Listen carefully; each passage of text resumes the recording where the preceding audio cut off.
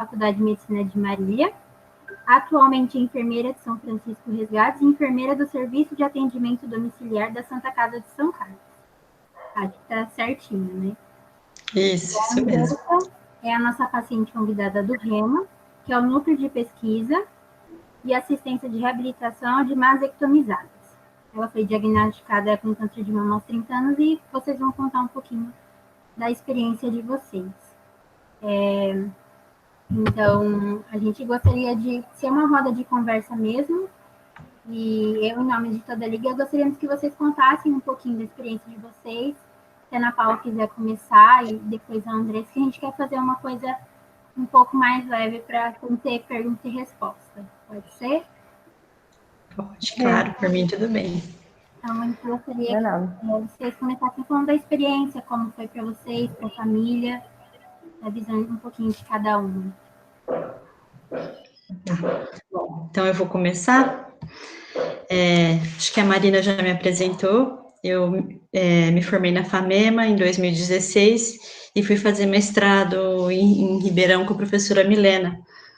E desde a faculdade eu fazia iniciação científica com câncer, fazia tratamento homeopático em ratos e já gostava bastante da área. E o curso natural das coisas foi que eu fizesse mestrado na área mesmo, porque eu já me interessava muito por principalmente o câncer. A professora era da linha de genética e genômica, que eu não tinha quase nenhuma experiência, mas achei que era uma oportunidade para aprender, né? Fui para Ribeirão, e curso natural do mestrado, para quem já é da área, sabe que as coisas vão mudando, a gente acaba mudando de área, e acabou que a linha acabou ficando no aconselhamento genético.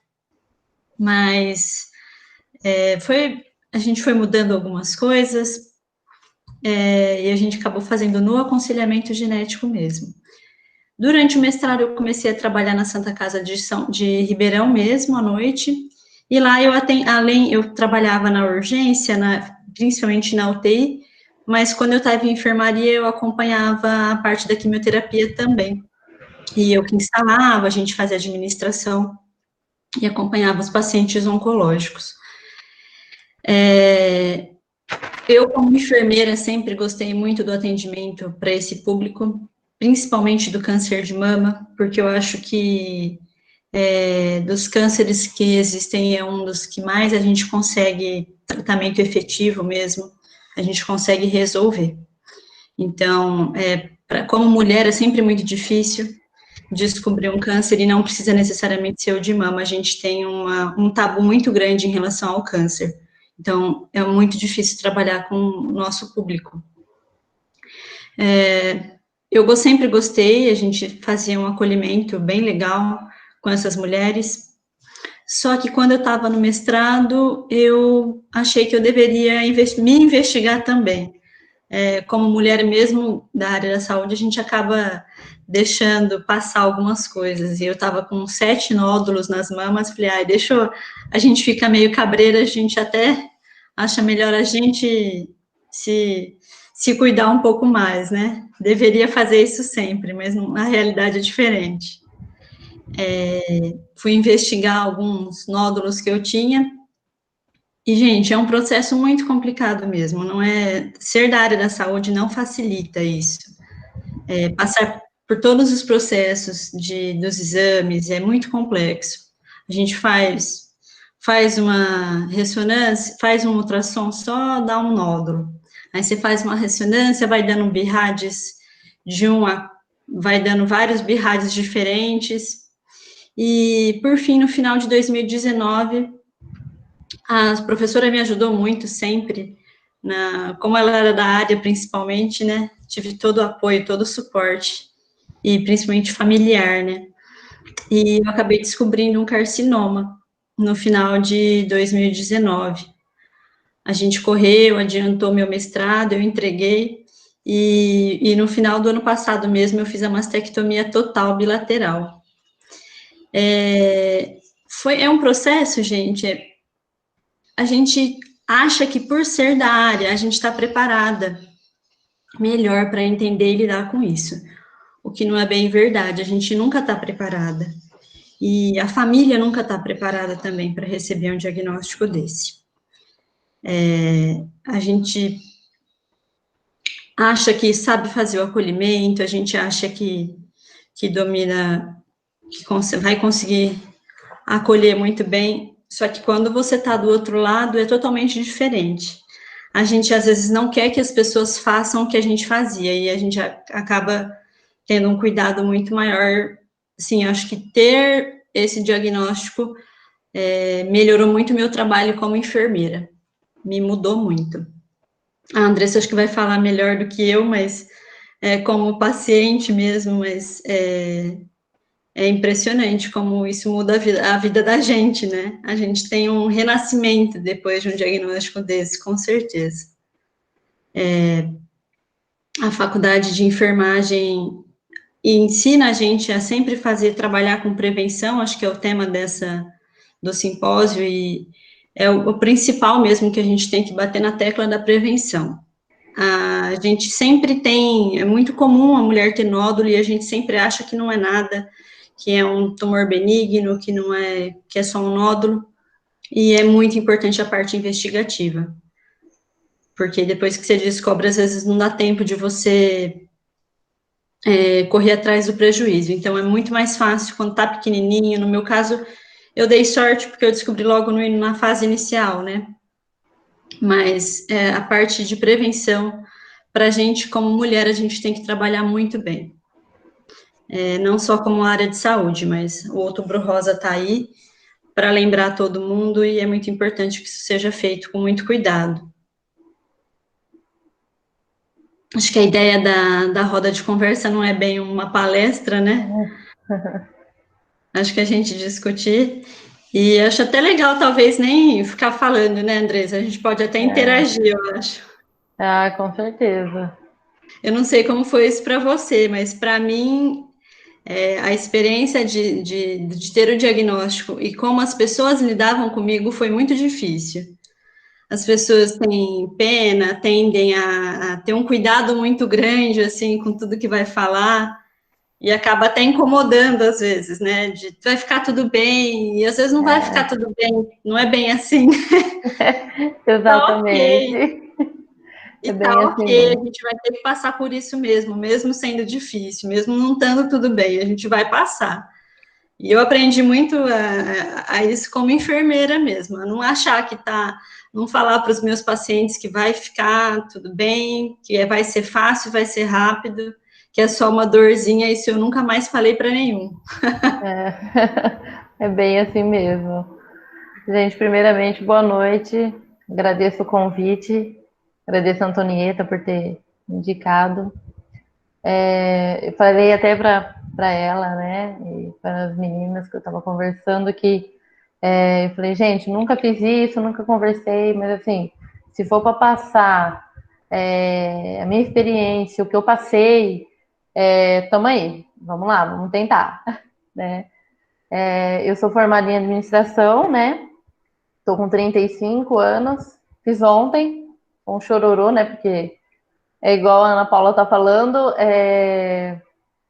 a gente tem um renascimento, a gente aprende a enxergar coisas que a gente não via na correria do dia a dia, né? E é uma coisa muito complicada.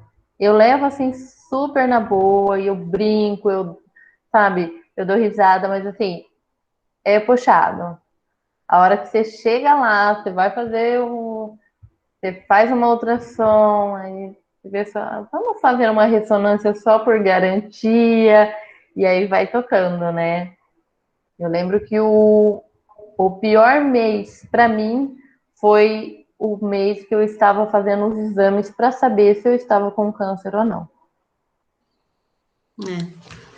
É bem complicado.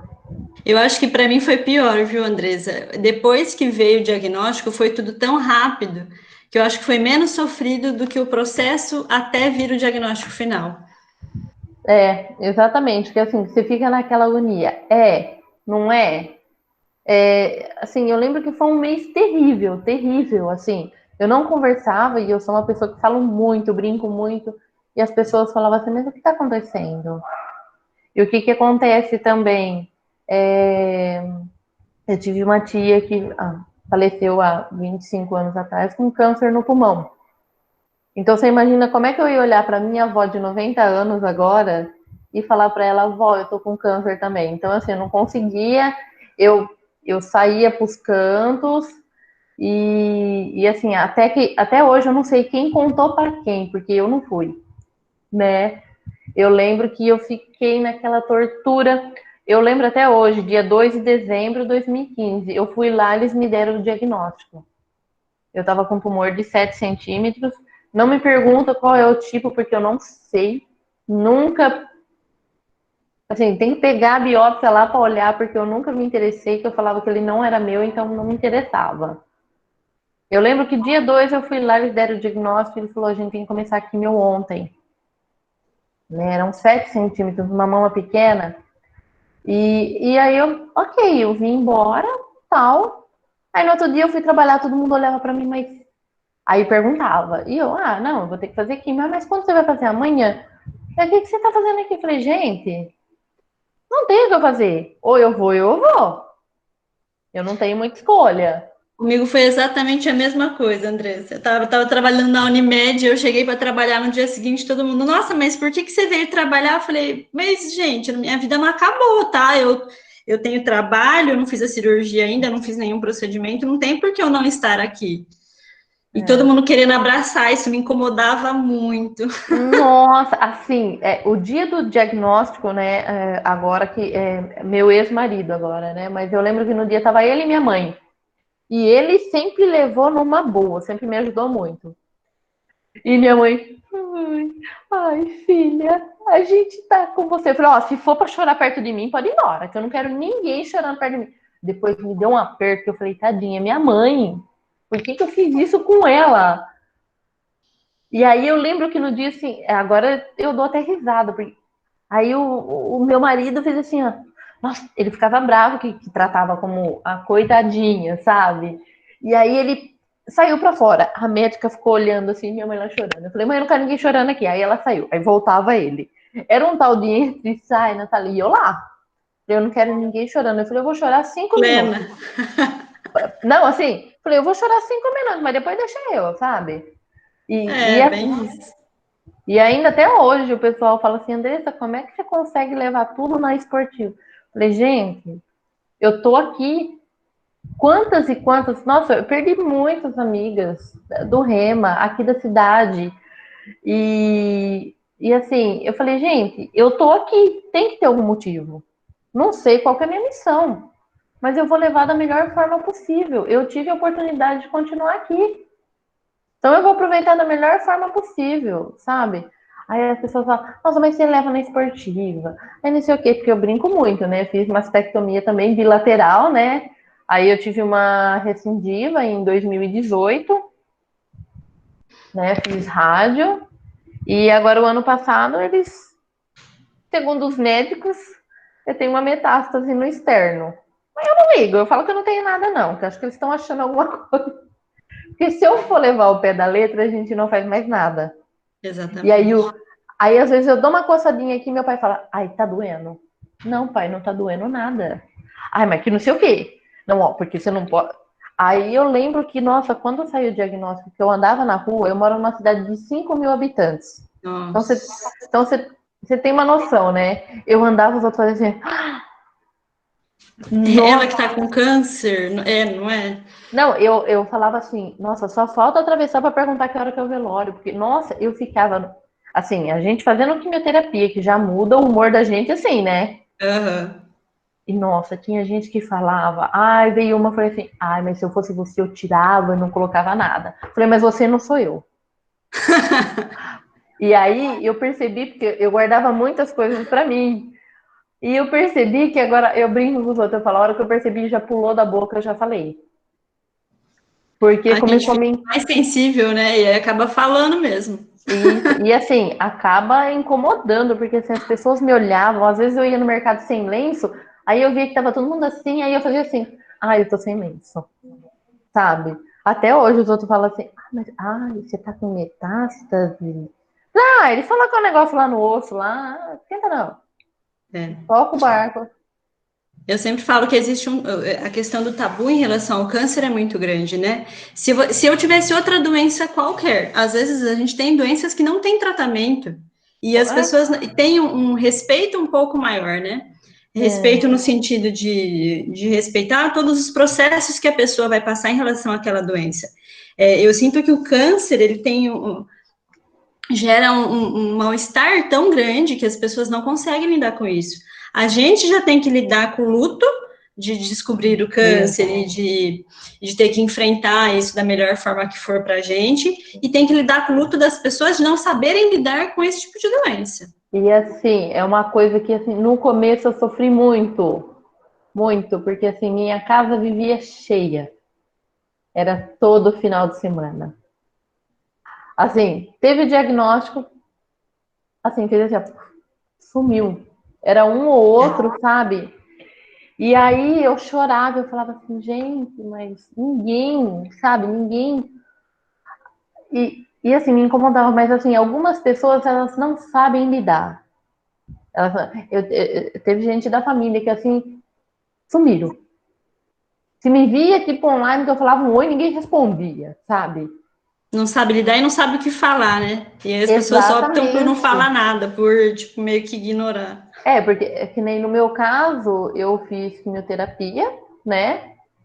Aí, tipo, uma semana depois, eu fiz umas fotos, né, com o cabelo ainda, né, tal. E aí começou a cair o cabelo. E aquele negócio caindo e irritando. E nisso, a empresa que eu trabalho, eles me deram total liberdade para mim continuar trabalhando ou não. Eu ia o dia que eu estava disposta ou que eu estava bem, sabe? E eles mantiam salário como se fosse o mês inteiro. Então, eu queria ir trabalhar. Eu queria me sentir útil. Porque, assim, eu sou uma pessoa muito ativa. Muito. E de uma hora para outra, você tomar uma medicação que te derruba na cama 3 dias, eu só levantava, tipo, tomar banho no banheiro e voltava para cama. Era 3 dias dentro do meu quarto sem poder sair, né? Não aguentava. Aí eu falava assim, gente, mas do nada eu chorava, eu não vou aguentar mais trabalhar, né? E aí eles, não, você vem o dia que você se sentir bem. Então, o dia que eu aguentava, eu ia meio período, mas eu ia. E aí aquele cabelo ia caindo e o pessoal lá, não, o cabelo não vai cair, não. Mas cabelo cresce. Cabelo cresce, é isso mesmo. Eu, assim, teve momentos que eu fui muito grossa, de verdade. Que eu falei assim, tão rápido o seu, que aí depois vai crescer. Isso é o que mais me irritava, é o cabelo cresce. O cabelo cresce. É um problema assim. A gente sabe, numa altura daquela do campeonato, pode cair tudo. Eu lembro até hoje que na médica que eu fui, que ela me encaminhou para o Dr. William, né, trabalhando na HC, ela olhou para mim e ela falou assim, ó, se ele mandar você plantar bananeira, você planta porque vai dar certo. Nunca mais eu esqueci aquilo. Ela falou, se ele te mandar cortar um dedão do pé, porque vai dar certo no seu tratamento, vai. E eu coloquei isso na cabeça, então assim, ó, tem que fazer quimioterapia. E fui. E é o que eu faço até hoje. Eu falo que a humanidade está perdida. Mas ainda assim a gente tem que confiar um no outro. Sim. Então, E acho que as redes de apoio são fundamentais, né, Andressa? Nossa, Porque muito. Muito, muito. Assim, eu fui levando, porque eu estava trabalhando, e aí a hora que eu tive que parar para operar.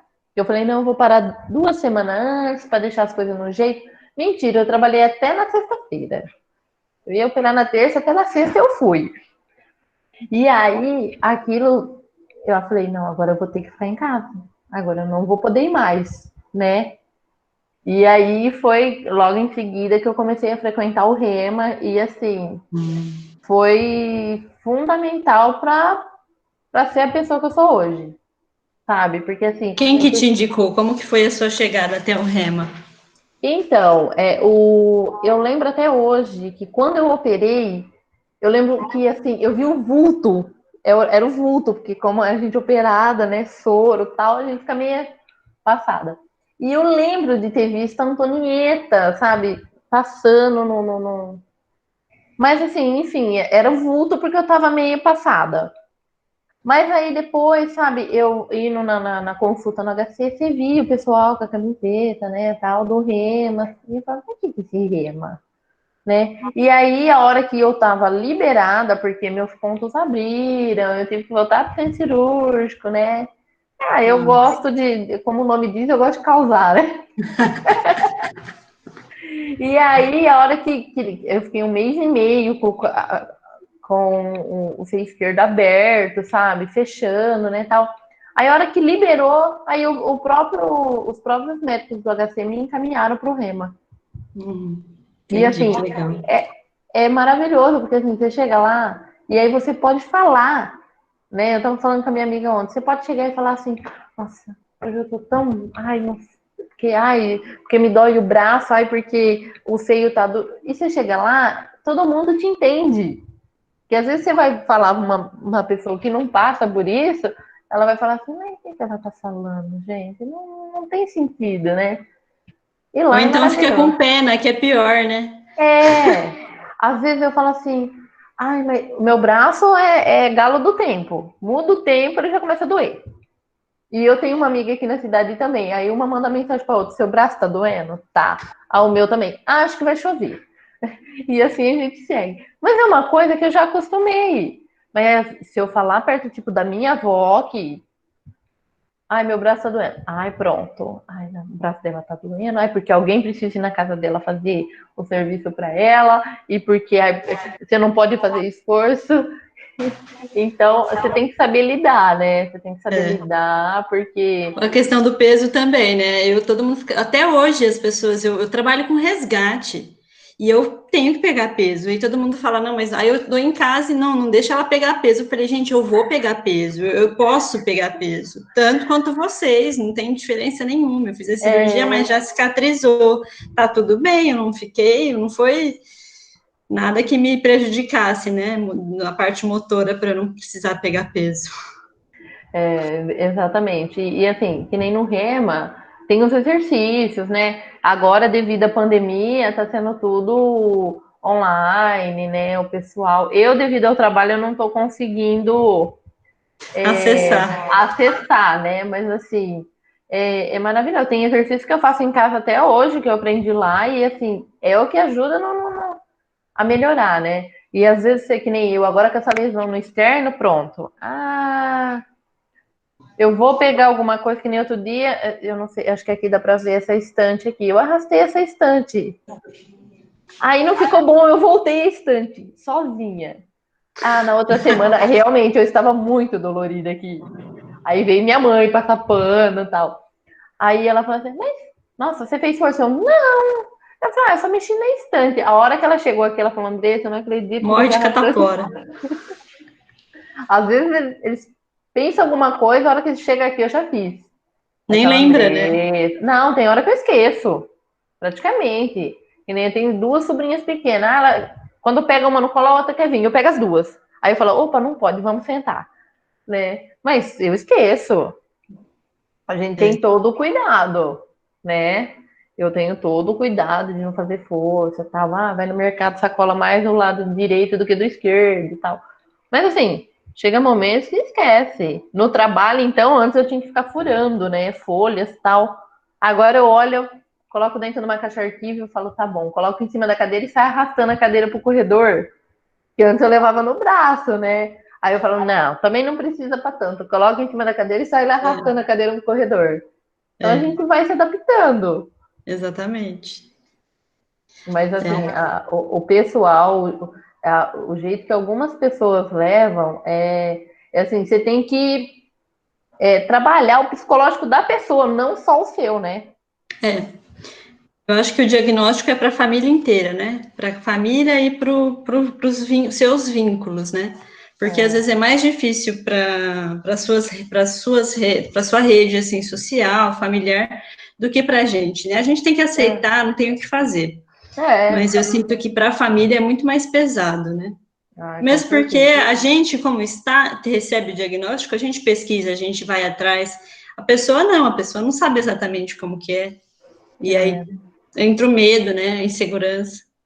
Nossa, eu lembro a minha mãe, nossa, ela chorava muito. Ela ia na rua, eu lembro que ela estava tirando a CNH, né? Ah, vou tirar a CNH. Ah, aí eu lembro que assim, ela ficou passada, que ela não conseguia, ela chegava lá, ela.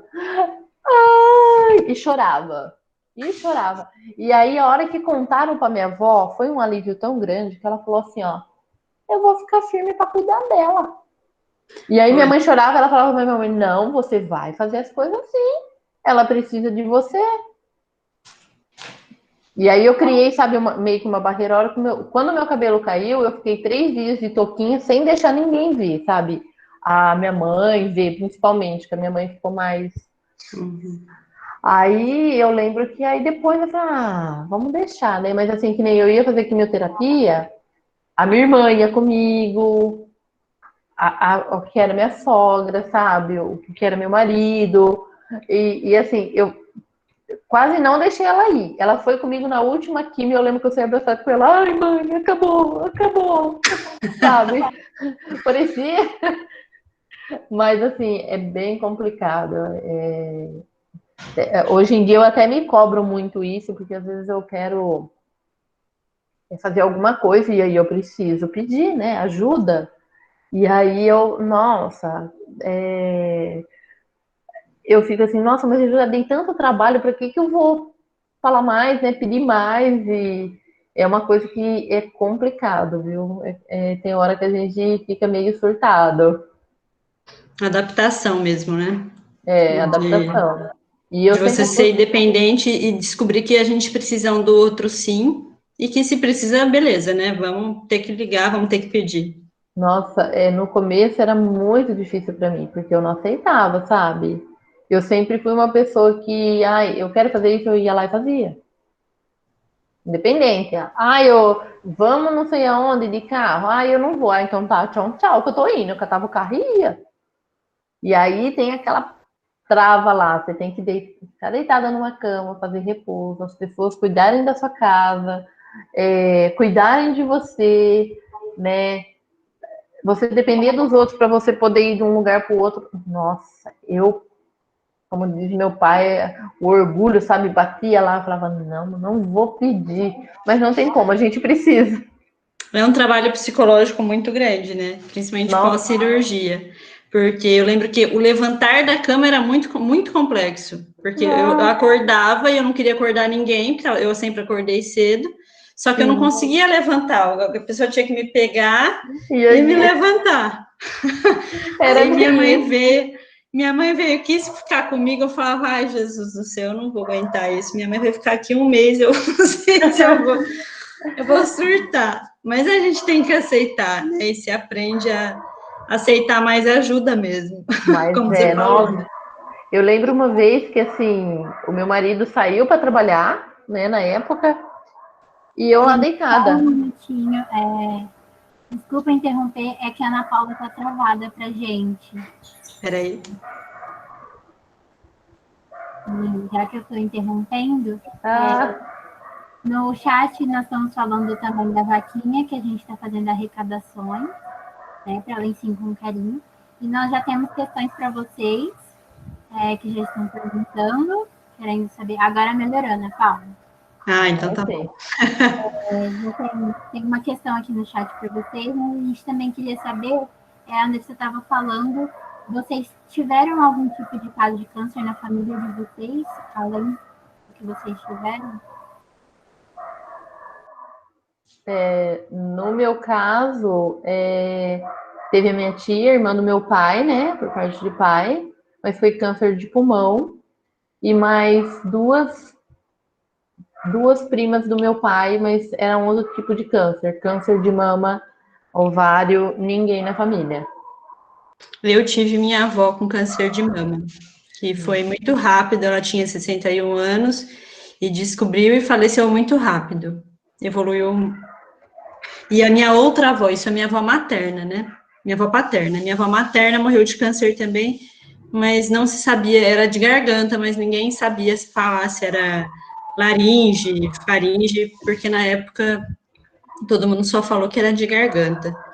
Tenho outros ainda mais distantes, que prima do meu pai que fez esterectomia, mas isso que levou também a minha investigação. Se eu não tivesse nenhum caso, eu acho que eu não teria me importado tanto com os nódulos que eu fui sentindo. Mas como eu tinha o histórico meio sujo, digamos assim, para câncer, que acendeu a luzinha do alerta.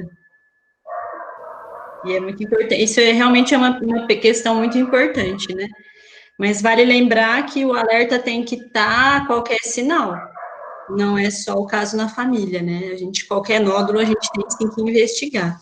A gente nunca quer ir no... As pessoas costumam falar, se procurar, acha.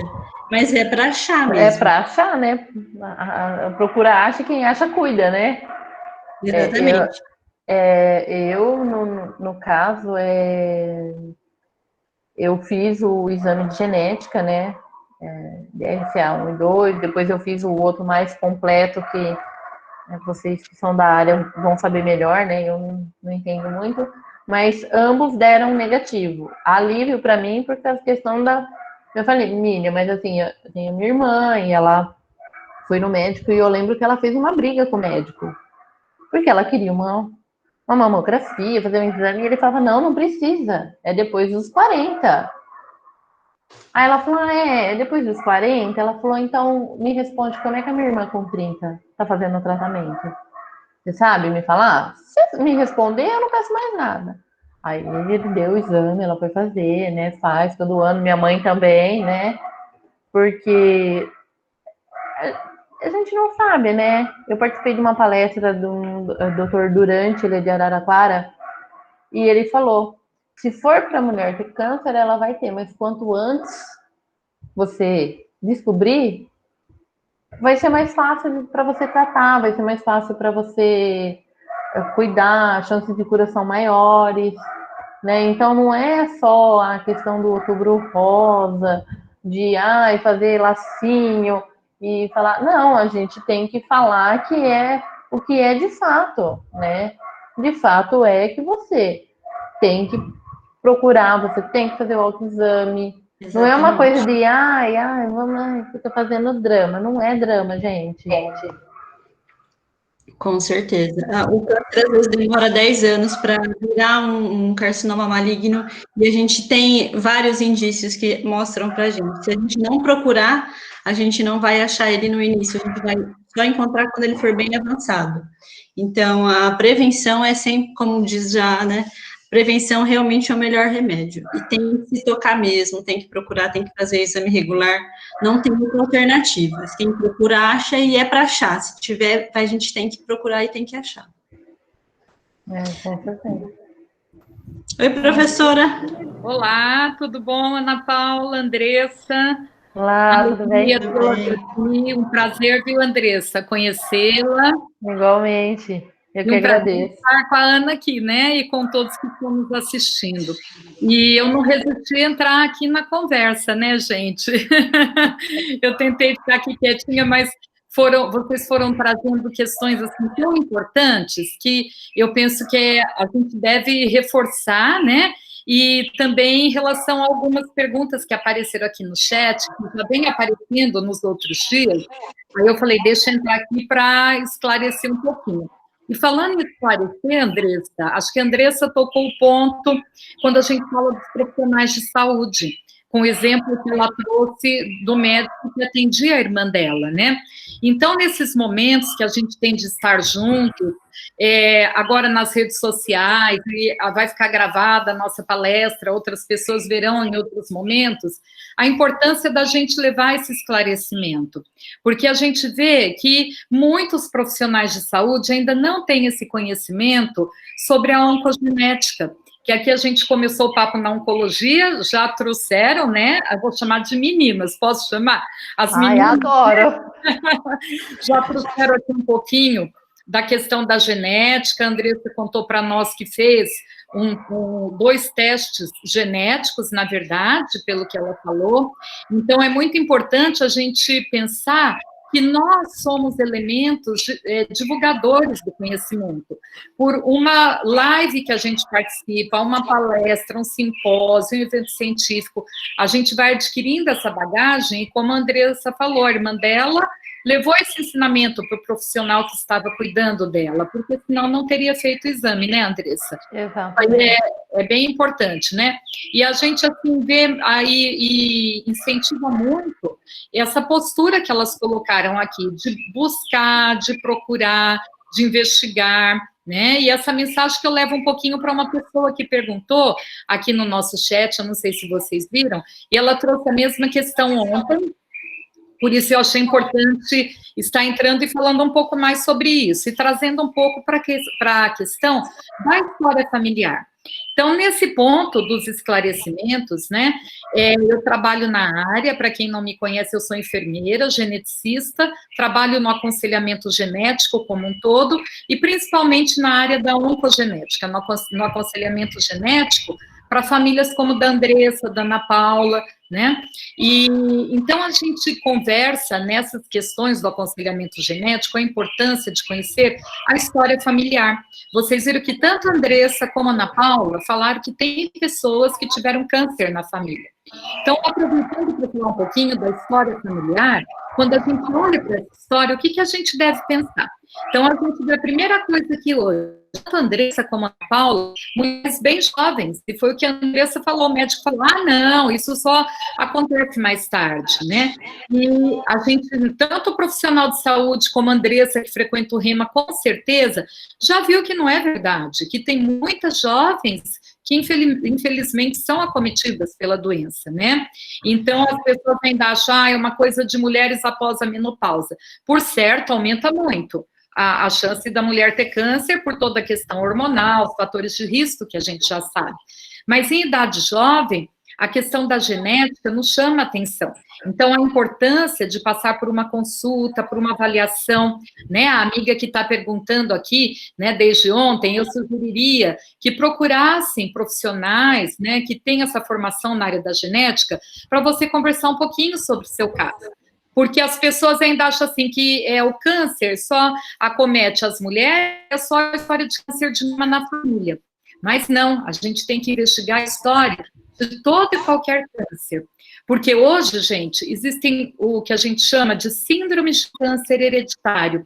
Existem mais de 50 síndromes de câncer hereditário que tem o câncer de mama no que nós conhecemos pelo espectro de tumores. Então, o que é isso? Uma pessoa pode ter câncer na mama, né? Um homem pode ter câncer na mama também. Outra pessoa da mesma família pode ter um tumor no intestino, outro na tireoide, outro no pâncreas, nos ovários. Então, quem estuda essa área da oncogenética vai ter condição de dizer, né, se aquela história familiar sugere que seja necessário fazer um teste genético, como a Andressa fez ou não. Tá? E aí, conforme os resultados, os profissionais dessa área de saúde vão indicar qual é o melhor acompanhamento, se há necessidade de ter outros exames ou não. Então, é muito importante sempre a gente ter a oportunidade de dialogar e de conversar sobre tudo isso, né? Andressa, você fez o exame aonde? Conta para nós um pouquinho a tua experiência com o teste. Então, eu faço acompanhamento genético no HC, né? E aí eu lembro que eu fiz a coleta, mas acho que devido a alguns fatores financeiros, não foi feito. Aí, na época, eu fiz... nossa, foi muito confuso, porque eu tinha um plano de saúde, e eu fui fazer, e eles faziam o que o pessoal da genética falava, que era 3% do exame de 100%. Era só aquele... Aí eu refazia o exame, eu fiz o exame 3 vezes, do BRCA1 e 2. Aí deu negativo, ok, aí que eles fizeram, né, todo.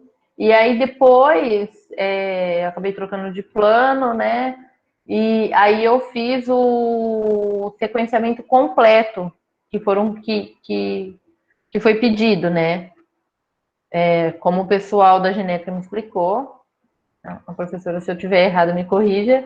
Eles falaram que, assim, você pode fazer o teste genético, mas pode ter outros fatores além daquele que a gente já fez no teste. Esse sequenciamento eu fiz, né? Deu negativo também, né? Não deu para nenhum desses sequenciamentos que já foram estudados, né? Então, assim, de certa forma eu fiquei um pouco mais tranquila, mas é uma coisa que, assim, como eu falo para todo mundo, tá aqui dentro. É alguma coisa aqui dentro, né? Então, mas eu fiz os dois, levei os resultados para o pessoal do HC estarem vendo. Esse ano eu ainda não passei no acompanhamento, né, no aconselhamento genético, devido à pandemia, né, que eles desmarcaram, mas, assim, por enquanto tá tudo ok, eu faço o acompanhamento agora, devido à metástase, né, o paliativo, né, eu tomo a medicação cada 3 meses, então eu tô sempre indo, verificando, alguma coisa que eu perceba de diferente, eu passo no meu ginecologista aqui, para não ter problema. Um dia eu encanei que estava com alguma coisa aqui, eu cheguei lá, eu falei, doutor, me faz uma ultrassom. Ele falou, mas você só tem silicone, não vai aparecer nada. Eu falei, doutor, me faça uma ultrassom, pelo amor de Deus. Ele falou, tá bom, eu vou fazer. Aí ele falou, Andressa, não tem nada, às vezes é um mal-estar, um cansaço que você tava, alguma coisa, né? Eu falei, não, mas agora eu já fico mais aliviada, eu prefiro ver o negócio tudo preto aí, do que eu ficar encanada, né? Com certeza. Agora que eu vi que algumas pessoas estão perguntando em relação aos exames, né? A parte dos exames é muito difícil, gente. Sinceramente, é muito chato. A professora me acompanhou. Eu fiz o quê, professora? Uns 10 exames, né? Até vir o final. E foi um processo de um ano. Mais de ano, né, Ana Paula? Levou mais Foram quase 2 anos. E a gente junto e lutando, né, por esses exames, lutando, como ela falou no começo, né, buscando os profissionais, buscando esclarecimento. Então, foi o que a Ana disse no início, mesmo sendo da área da saúde, nem sempre é fácil, né, Ana, ter o acesso. Aqui a gente fala de uma questão importante que é o acesso, né? E falando em acesso, esses testes genéticos, a Andressa falou do custo, esses testes genéticos, infelizmente, ainda não estão disponíveis no Sistema Único de Saúde. Então, ela falou da dificuldade no início. No Brasil todo e no exterior, uma forma de ter acesso é por meio de projetos de pesquisa em grandes centros universitários, né? Que aí a pessoa tem a oportunidade de ser atendida, acompanhada, como está sendo a Andressa, né? E fazer o teste por meio de um projeto de pesquisa. Mas ela disse bem, quando o projeto no começo parou, não foi possível dar continuidade no exame. E aí, depois, por sorte, ela pôde prosseguir no convênio, mas também com limitações, né, Andressa? Nossa, muito. Assim, eram muitas. Eu tinha que voltar no. Eu lembro que eu fiquei quase 1 ano e meio, ia no aconselhamento lá na genética, pedia. Ó, eu lembro que o pessoal da genética ligou no coisa do plano para explicar para eles como que era que tinha que ser. Porque assim, eles falavam, não, mas. Ah, não cobre. Não, mas não dá para fazer. E assim, eu ficava, gente, mas eu preciso fazer, né? Não é uma coisa que assim, é um exame. Gente, se tá pedindo, é para fazer. É muito difícil. Você tem que ficar brigando. Não só pelo exame genético, mas como eu tive amigas que a questão que fez o tratamento pelo convênio. Eu falava assim, gente, mas eu vou lá, chego e já faço. E as pessoas falavam assim, não, mas eu entrei com pedido na justiça para liberar uma quimioterapia. Eu falava, meu Deus, gente, a que ponto a gente chega que a gente precisa entrar na justiça para lutar pela nossa saúde, que é uma coisa que deveria, né? Então, é muito difícil. E assim, eu lembro uma vez que estava em falta uma injeção que eu tomava no HC, e eu tava assim, ó, sem saber como que eu ia fazer para tomar injeção, porque era um valor que eu não tinha, né? Aí meu pai falou, não, a gente vai fazendo vaquinha, alguma coisa, tal. E eu não tinha noção. Eu lembro que um dia antes a injeção chegou, eu falava, gente, graças a Deus. Daí a importância da gente defender o SUS, né? As pessoas não têm noção do quanto a pesquisa e o SUS são importantes e até precisar, né? Porque às vezes as pessoas não conhecem, acham. A gente sabe o que vê na televisão, né? Exatamente. E às vezes são medicações muito caras, né? Não, com certeza. São a maioria, né? É um valor assim que você fala assim, nossa, que valor absurdo, né? Você fala assim, nossa, mas por que esse valor todo, né? Então é bem complicado. Eu fiz pelo Bem convênio, complicado. mas também é complicado, porque pelo convênio a gente são vários especialistas e a professora acompanhou, eu fiz um monte de ressonância e cada uma dava um tipo de BIRADS. Já deu de BIRAD 0 a BIRAD 4 ou 5 no começo, e cada um dava uma coisa. Aí você fazia a biópsia, dava um resultado, aí pedia outra biópsia. É que eu vi que alguém perguntou aqui em relação à biópsia. É muito angustiante mesmo a questão da biópsia. Eu fiz aqui detectou mesmo o carcinoma, eu fiquei, acho que 2 horas e pouquinho na biópsia, guiada por mamografia. Então, espreme o peito e fica lá procurando. Dói bastante. Então, você já está com a história ruim ali, né? Tendo que lidar com a parte psicológica da possibilidade. Você ainda tem que fazer um exame bem doloroso. Mas faz parte, né? Não tem outra alternativa, a gente tem que fazer. E eu vi que ela perguntou também do tipo de tumor. Acho que a professora vai explicar melhor que eu. Mas se ele deu que é benigno, dificilmente é que a gente não pode falar não vira, né, professora? Mas ele tem uma porcentagem muito, muito baixa de virar um tumor maligno. O que pode aparecer outros, mas normalmente, se você tem 7 ou 8, raramente vai virar, né? Mas tem que investigar um por um. Tem que fazer exame de todos. E ela contou também ontem, eu não vi se ela colocou no chat, porque no começo eu estava com dificuldade de acesso aqui, foi pelo celular, depois com o computador, e ela disse que ela tem uma irmã que teve câncer de ovário, então eu aconselharia firmemente, né? Não aparece o nome ali, então desculpa eu não te chamar pelo nome, mas eu aconselharia ela firmemente a procurar um serviço, né, de genética.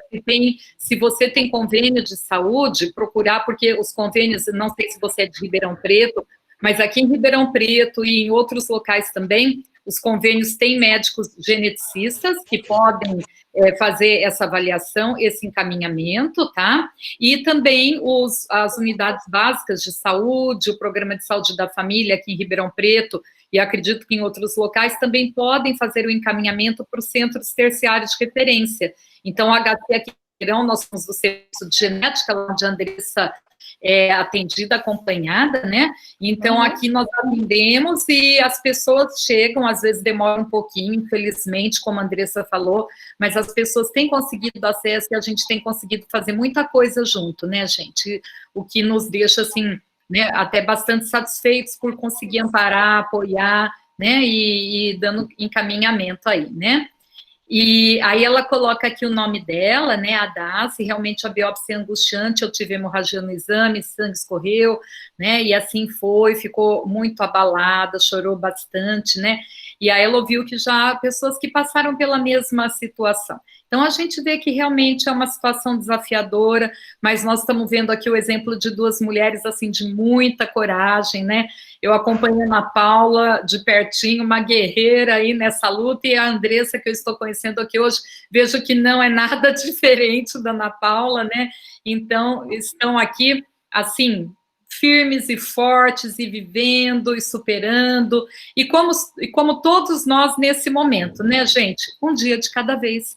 E a gente está vendo isso mais do que nunca, né? Eu acho que uma grande lição desse tempo, independente se a gente está vivenciando alguma questão que abala mais de perto a nossa saúde, eu acho que a saúde de todos nós, minimamente, se não é a física, a mental, nós estamos lutando e sendo guerreiros e batalhando com esses desafios. Profissionais de saúde aí na linha de frente, a Ana Paula continua trabalhando, né? Lá no HC, viu, Andressa, já está voltando os atendimentos, então se você precisar, quiser, só entrar em contato, o pessoal está atendendo, quem está procurando. Então, isso é muito bom. E o papo aqui é ótimo, né? Já falta menos de 10 minutos para a gente acabar. E eu queria trazer uma questão que talvez mobilize um pouquinho aqui vocês, mas pensando na questão da genética e o que está direcionando muito o nosso papo aqui hoje, a questão da história familiar, uma questão que ontem a gente falou também, assim, por cima, porque não era o assunto, né? É a questão dos filhos. E lá no HC, nós temos um grupo, né, que a gente conversa muito com as pessoas, nós temos um grupo que a gente conversa com as pessoas antes da consulta médica e depois também, né? E nesse grupo, uma questão que aparece muito, as pessoas geralmente não se preocupam consigo, elas se preocupam com os filhos, né? A Ana, eu sei que não tem filhos, a Andressa, eu não sei se tem filhos. Tem filhos, Andressa? Não. Então, eu queria que vocês falassem um pouquinho, né, como que vocês veem essa questão, porque é uma preocupação grande, né? A Andressa falou que tinha um companheiro, não sei se atualmente, né, tem um companheiro, se pensa, né, porque ela ainda é jovem, essa questão dos filhos. Então, eu acho que é um ponto que a gente podia aproveitar, porque não surgiu ainda esse debate, para vocês falarem um pouco como que vem essa situação, né? Eu agradeceria. Quer falar, Ana? A Ana, eu já sei um pouquinho da história. Eu nem ia começar por isso, professor.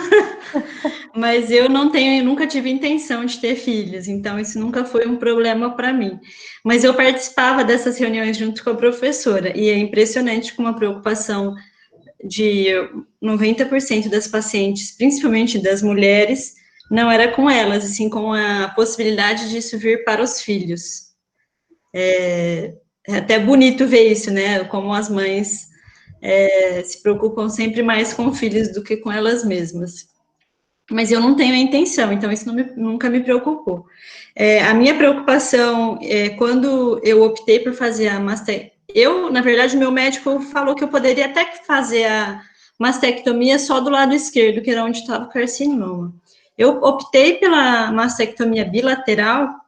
O esvaziamento axilar eu fiz do lado esquerdo, mas a mastectomia eu fiz total. Justamente por essa questão da fertilidade, porque eu sei que a quimioterapia e a rádio, em alguns casos, pode inviabilizar. Eu não tenho intenção de ter filhos, e também se inviabilizasse, não seria um problema, não teria problema por adotar. Se eu quisesse ter filho, eu acho que não seria um problema. Mas é importante também trabalhar com essa ideia com as pessoas, porque às vezes elas não sabem disso e elas têm a expectativa de formar uma família. Para a mulher, principalmente, isso é muito importante, quando ela tem esse sonho de ser mãe, né? E às vezes os médicos acabam não falando. Isso é um questionamento bem comum das mulheres que passam com isso. Com certeza. No meu caso, né, na época, eu acho que foi uma das primeiras coisas que eu pensei eu toda consulta mas eu vou poder engravidar? Sabe? Era uma questão que, assim, um engravidava, eu já chorava. Era um chororô só, né? E eu não conseguia falar do assunto, sabe? Mas, assim, aí no decorrer que eu fui vendo, aí você para prestar atenção, né? Hoje em dia eu falo assim, Deus sabe perfeitamente o que faz, né? Atualmente eu não tenho nenhum companheiro, mas é assim, é uma coisa que agora não me incomoda mais, é uma coisa que eu não penso mais. A questão do exame genético, o acompanhamento, tudo, no que eu penso são nas pessoas ao meu redor agora, no caso, irmãs, sobrinhas, né? Então, mas assim, a questão de filhos no começo, nossa, era uma coisa que era assim, você podia falar com qualquer coisa comigo, mas não falava de filho, que era o chororô, abriu o berreiro. Eu lembro uma vez que eu fui na parte de reprodução no HC, e eles, não, porque pode dar certo, a gente dá uma pausa na químio, né, tal. Falei, não, mas a gente tem que, né, tem medicação, é caro, né, tal. Eu lembro que eu voltei de lá, que eu passei naquele corredor cheio de fotos de criança. Eu cheguei em casa e eu nunca tinha chorado na frente da minha família. Aquele dia, parecia que foi uma coisa, estava todo mundo sentado na mesa, e eu abri o bocão, chorar. Mas eu acho que foi a válvula de escape para resolver tudo. Agora é uma questão que eu lido tranquilamente. E hoje em dia eu estou no mesmo, não porque não estou com um companheiro, mas eu estou no mesmo pensamento da Ana Paula. Eu agora não pretendo, não sei se posso ainda, por causa da medicação que eu continuo tomando, tal, enfim, mas é uma coisa que agora não me incomoda e eu não penso, né? E eu acho que também, Andressa, falou muito bem, né, a importância de pensar não só nos filhos, mas nas pessoas da família, né? que a gente chama dos parentes de primeiro grau. Os filhos são os parentes, né, que as pessoas mais pensam, mas a gente não pode esquecer os outros parentes, os irmãos, os pais, né? Então, é sempre importante a gente ter esse olhar, essa questão. E para quem nos escutou, né, tem hoje também muitas opções, que nem a Andressa contou. Ela foi lá, ela conversou sobre outras opções para engravidar, né? Hoje, com as técnicas de método de reprodução assistida, os métodos, tem muitas possibilidades. Mas como a Ana Paula falou, né, a gente tem aquela ideia, até eu provoquei um pouquinho, porque eu sabia da história da Ana, né? Então, a gente tem aquela ideia que a mulher sempre quer ter filhos, mas a Ana não, ela já tinha essa decisão. Então, a gente respeitar muito a decisão de cada um, o momento de cada um. A Andressa falou da emoção, esse momento que veio a emoção, sempre acolher as emoções, né? Ter esse espaço. Então, é tudo muito importante. E antes da gente finalizar, eu não podia deixar de chamar aqui, se a Antonieta quiser abrir a câmera, dar uma palavrinha conosco, né? A Maria Antonieta, que está escrevendo aqui no chat, apareceu aqui no cantinho da minha tela, é a enfermeira do Rema. Então, eu queria agradecer imensamente nesses momentos finais, né? Primeiro, as nossas queridas convidadas, a Andressa e a Ana Paula, foi muito importante para nós, acredito que para os alunos que estão aqui ouvi-las. Agradecer o apoio do Rema, na pessoa da Antonieta, a professora Marisley, que é a coordenadora, né, do nosso departamento, a ligação com o nosso departamento de enfermagem materna, infantil e saúde pública. Eu vou, antes de finalizar tudo, eu quero que a Antonieta fale um pouquinho, já que ela abriu aí. Antonieta, boa noite, querida. Boa noite.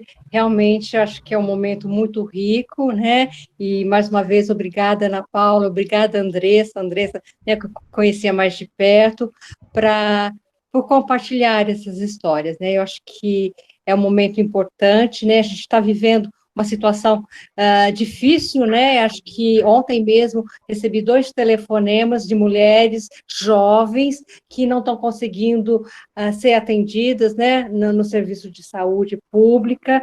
E então a gente vê a dificuldade de acesso, e ainda mais agora nesse momento, né? Então, eu acho que é um alerta para que as mulheres possam ficar atentas. Eu acho que tanto a Ana Paula quanto a Andressa deixaram bem claro essa importância das mulheres conhecerem o teu corpo, né? Eu acho que isso é muito importante. E parabéns aí pelo evento, né? Ontem eu não pude, porque nós tínhamos o desfile rosa, né, Andressa?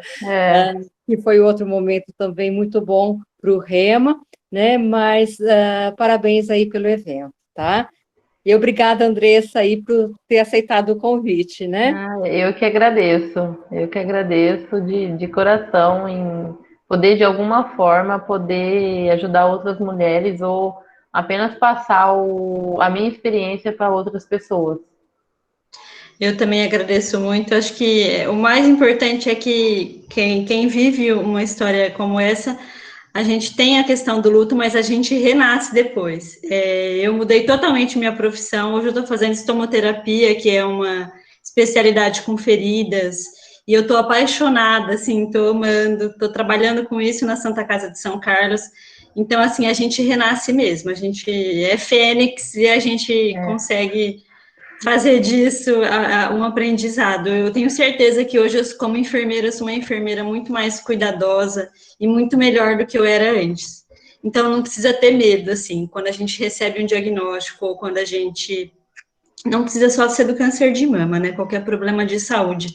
A gente tem que enfrentar que sempre tem uma lição e a gente sempre vai sair maior do que a gente entrou, com certeza. Com certeza, eu falo isso para todo mundo, né? Porque como eu me separei recentemente, e aí as pessoas, nossa, mas é muito difícil, né? Não, logicamente, é um processo difícil, mas assim, depois... É um processo meu, né? Mas depois daquele processo lá atrás que eu não entendi o porquê, nossa, a gente aprende a lidar com coisas assim com muito mais facilidade. Tinha coisas que eu me estressava muito. Hoje em dia eu falo, não deu certo, vamos tentar de outra forma. A gente vai se adaptando, né? Como se diz, viver é adaptar-se, né? Então a gente vai se adaptando todo dia a coisas novas, a ambiente novo. A questão que a Ana Paula falou do trabalho. Eu trabalho na área fiscal, né? Então é uma coisa meio estressante, né, maçante todo dia. Mas assim, você vai aprendendo a ver de outras formas, você levanta, e assim, aí você fala, nossa, o passarinho tá cantando. Eu falei que agora eu pareço até boba, porque eu falei, olha o sol. Eu levo minha sobrinha para ver o sol. Eu falo, vamos, filha, vamos ver o pôr do sol. Né? Então é coisa que são coisas que a gente aprende a ver e a valorizar, né? Exatamente. Depois de tudo isso, porque na correria do dia a dia que você fala, não, eu tenho que trabalhar, eu tenho que pagar conta, eu tenho que... Você não vê, você não enxerga. Qualidade de vida passou a ser um termo essencial na minha vida. E hoje, coisas que eu não gastava porque eu não queria gastar, que eu não queria, hoje eu faço, porque eu acho que qualidade de vida é muito importante. Eu valorizo esses momentos pequenos, como você falou, do passarinho, da planta. A gente tem outra visão de mundo mesmo, é muito enriquecedor, com certeza. Com certeza. Queridas, então tá ótimo aqui, mas a gente precisa ir, né? Então, eu só tenho mesmo a agradecer a vocês, agradecer a gestão, os diretores da Liga, né, de Genética e de Genômica da Escola de Enfermagem da USP de Ribeirão Preto, que brilhantemente organizaram este evento. A maioria deles são alunos do primeiro ano da graduação de enfermagem, de ambos os cursos da escola, tanto do curso de licenciatura e bacharelado, como do bacharelado em enfermagem. Então, imaginem vocês a contribuição, né, que vocês duas hoje e os demais palestrantes trouxeram para o caminho aí que tanta gente tem para seguir pela frente. São exemplos